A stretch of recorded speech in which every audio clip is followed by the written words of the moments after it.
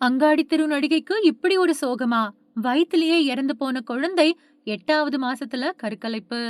வசந்தபாலன் இயக்கத்துல வெளியான அங்காடி தெரு படம் கோலிவுட்ல முக்கியமான படங்கள்ல ஒண்ணா கொண்டாடப்படுது. துணிக்கடையில வேலை செய்யக்கூடிய பணியாட்களோட துயர் மிகுந்த வாழ்க்கைய அப்படியே படம் பிடிச்சு காட்டின வசந்தபாலன் அந்த படத்துக்கு விருதுகளையும் பெற்றாரு. இந்த நிலையில அந்த படத்துல சோஃபி அப்படிங்கிற கதாபாத்திரத்துல நடிச்சிருந்த நடிகை சுகுணா நாகராஜனோட இப்போதைய நிலைமை பத்தின விஷயங்கள் தெரிய வந்திருக்கு. அந்த படம் வெளியான சமயத்துல பல பேரோட கவனத்தை ஈர்த்திருந்தது. அப்போதைய முதலமைச்சர் கலைஞர் கருணாநிதியோட கவனத்தையும் ஈர்த்தது. அங்காடி தெரு முக்கியமான படம் அப்படின்னு சட்டப்பேரவையிலேயே பேசினாரு. அது மட்டும் இல்லாம ரங்கநாதன் தெருவில் இருக்கக்கூடிய துணிக்கடைகள்ல தமிழ்நாடு அரசு அதிரடி சோதனையும் நடத்துச்சு. இப்படி பல பெருமைகளை கொண்டிருக்கு அந்த படம்.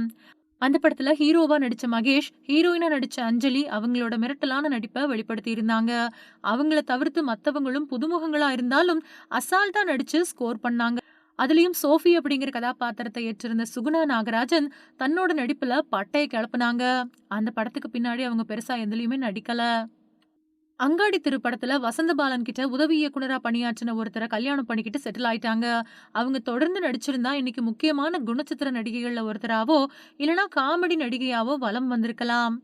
இந்த நிலையில சுகுணா நாகராஜன் சமீபத்துல யூடியூப் சேனல் ஒண்ணுக்கு குடுத்த பேட்டியில, "எங்களுக்கு கல்யாணம் முடிஞ்சு கர்ப்பமா இருந்தேன். ஆனா 8வது மாசமே கருக்கலைப்பு பண்ணிட்டேன்.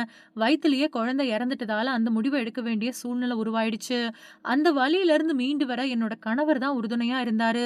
பின்னாடி தான் மகன் பிறந்தான். நான் கருப்பா இருக்கிறதால என்ன நெறைய பேர் ஒதுக்குனாங்களோ அப்படிங்கிற எண்ணம் எனக்கு இருந்துச்சு. என்னை யாருமே நேசிக்கல அப்படின்னும் தோணுச்சு. ஆனா கல்யாணம் முடிஞ்ச பின்னாடி அந்த காதலால எல்லாமே மாறி போச்சு. இப்போ பியூட்டி பார்லர் வச்சிருக்கேன்" அப்படின்னு சொல்லியிருக்காங்க.